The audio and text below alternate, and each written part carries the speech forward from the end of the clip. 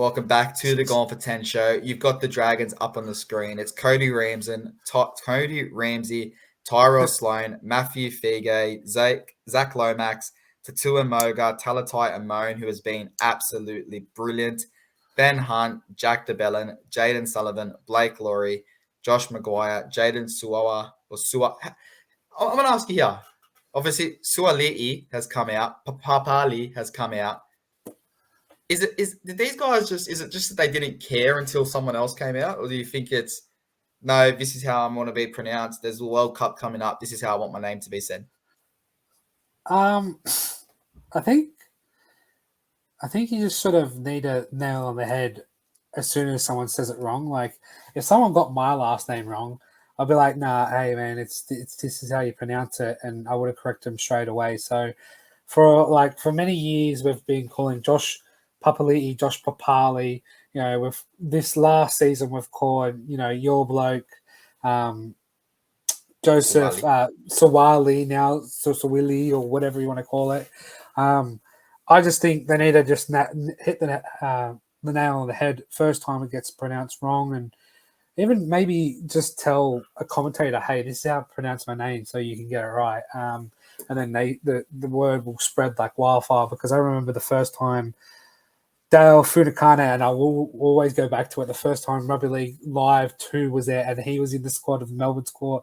You had Vossi going, Dale Funakane, and it's just always stuck, but he doesn't seem to care. But these blokes, obviously, there's a bone to pick with them, but hey, hit the nail on the head early, please. All right, we'll keep going. Obviously, Jaden Stewart in 12, Jack Bird in 13, Tyrell Fulmano in 14, Jaden Hunt in 15, Jackson Ford 16.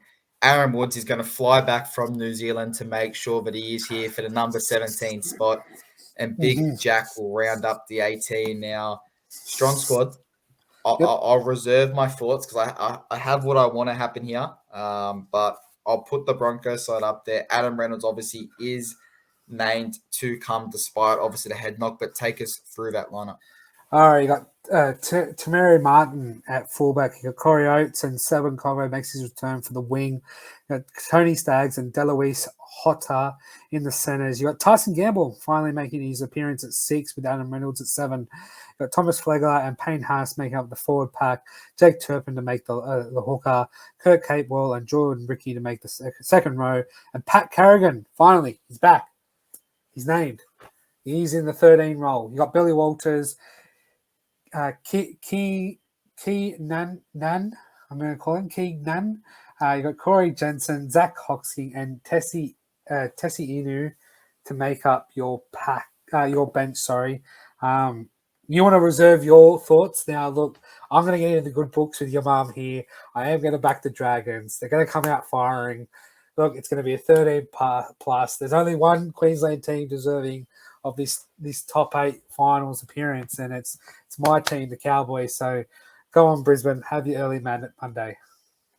Well, it's one of those ones where, okay, there could be an upset, and we will talk about that when we do get to the Tigers versus Raiders game. But I think Brisbane could go out here. They could win by 6. And you know what? I still think the Raiders do enough to win that game and go through to the final. So I think, if anything, this Brisbane side's done now.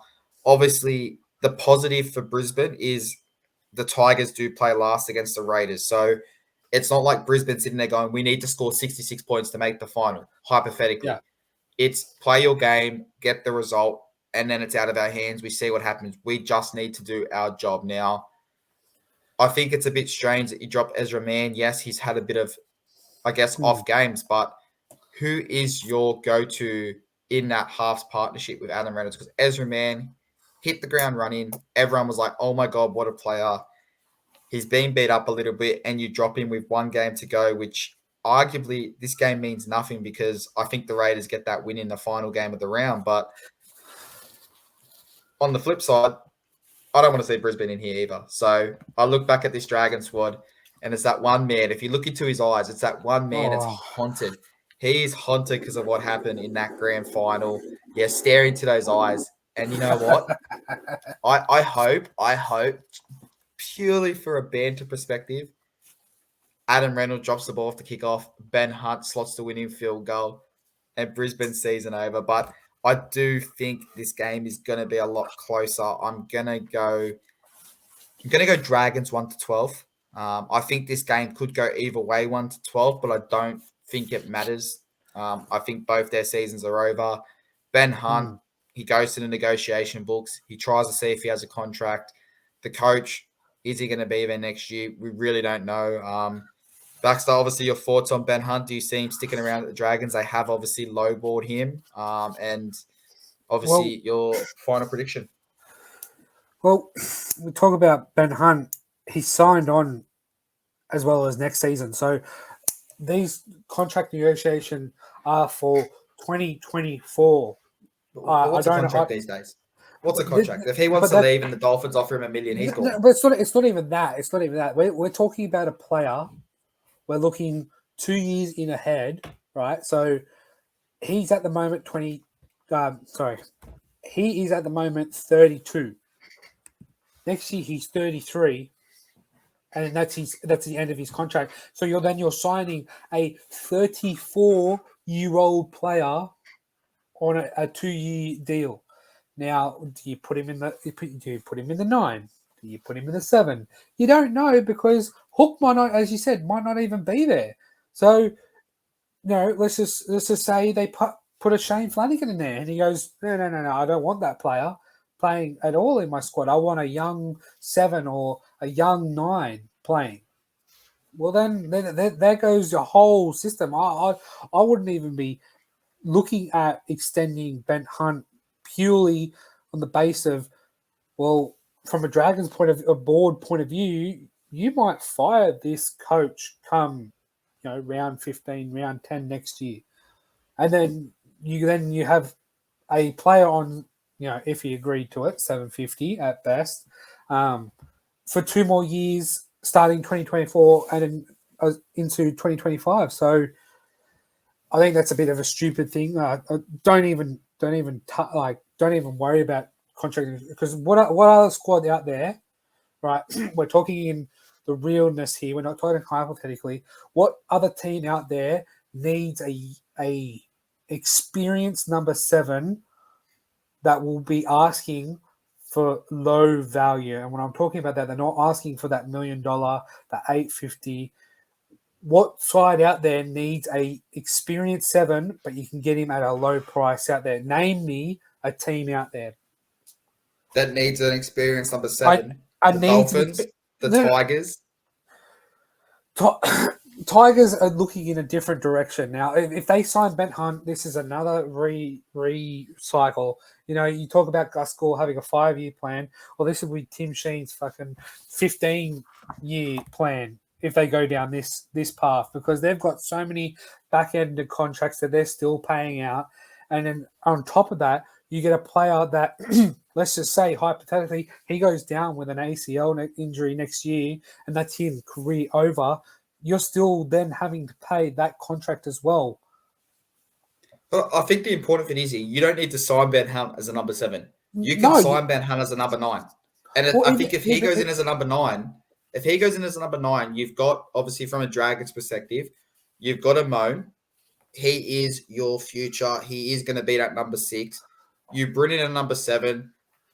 Hypothetically, let's say someone like a Jackson Hastings, hypothetically, you move this guy into the 9. Your squad's looking brilliant. You go up to the Dolphins. They obviously don't need a number 9. They do have Jeremy Marshall-Kim, but there's a lot of teams out there that could use an experienced number 9. I just think, like, this is been his career best season, but we're talking 2024. It's not like his contract's ending, and it's not like his contract is ending on November 1st, 2022, and that he has no club next year.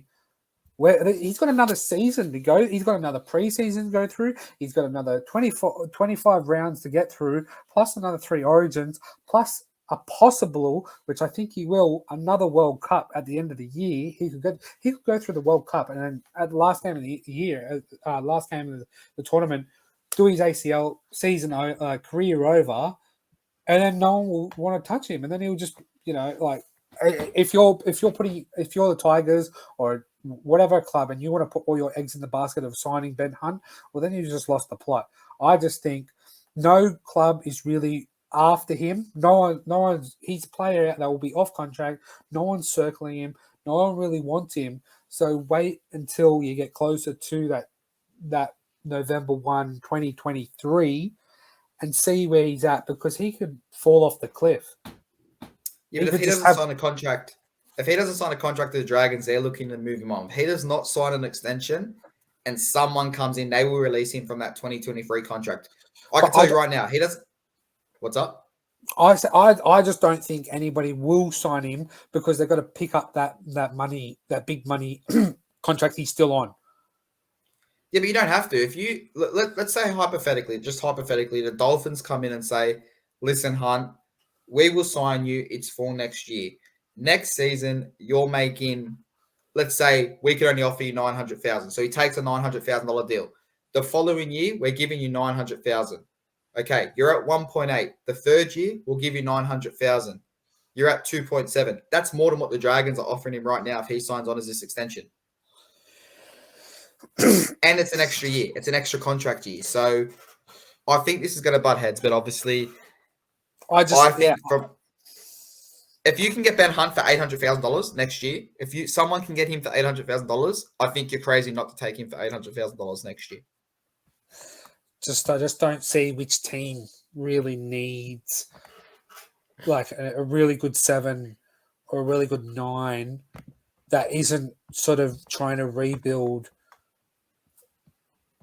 forward. Send him to the Warriors. Send him to the Warriors. They need a number 7. If Sean Johnson goes on, why not replace him? If Sean Johnson goes, replace him by Ben Hunt. But obviously, there you go, Warriors. If that does go ahead and you do somehow sneak into the top 8, just send a bit of money my way. I'll put it towards the podcast, I promise. But I will pop Brisbane back up there just because we have spoken about Ben Hunt. Adam Reynolds looked like the signing of the season. Now looks like, I'm not going to call him a flop because he has been out.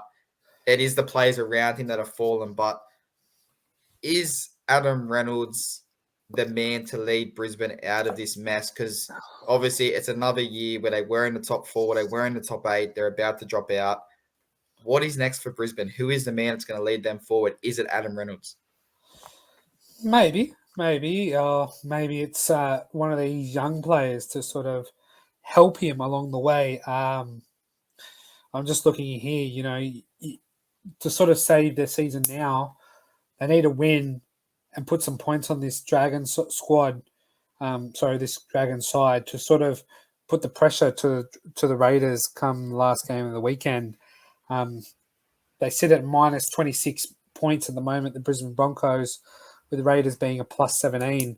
So even if let's just say they win by 1 point, yes, they're in front by on points, like point total. If the Raiders win by 1 point, well then you're out. So I think this side really needs to take hold of this game, put some points on the board, hold out the Dragons, and really try and turn their season around. Because if they make top 8, I'll give them a C+2 because of where they finished last season. But if Adam Reynolds is your go-to guy and he's the man that you believe he's going to charge you in the right direction to win a premiership, you need to start putting some players around him that are going to be consistently doing well. That are obviously not serving some times on the sideline, nor getting injured if you can help it. So more players like Pat Carrigan and maybe Seven Cobbo is needed, but I just don't think that they will get there. Yeah. Listen, I'm gonna go Dragons 1 to 12, and like you said, even if the Brisbane do win, even if the Raiders win by 1 point, let's say they win by 1 point, Brisbane need to win by 44 just to have a chance of making the finals. So put a line through them. I think their season's over. I'm going Dragons 1 to 12. What's your prediction? I'm going Dragons 13 plus. Look at that man. He's just staring down into my soul and telling me he's ready to rip tear bus into this Broncos side and charging high and mighty into his Mad Monday. Listen, I would love to say 13 plus, but watching this team against the Tigers last week, fuck me, I cannot go any further than 1 to 12. So, Baxter, thank you for joining me. We will be back very soon with your boys, the Cowboys, taking on, let's say, the New South Wales Cup.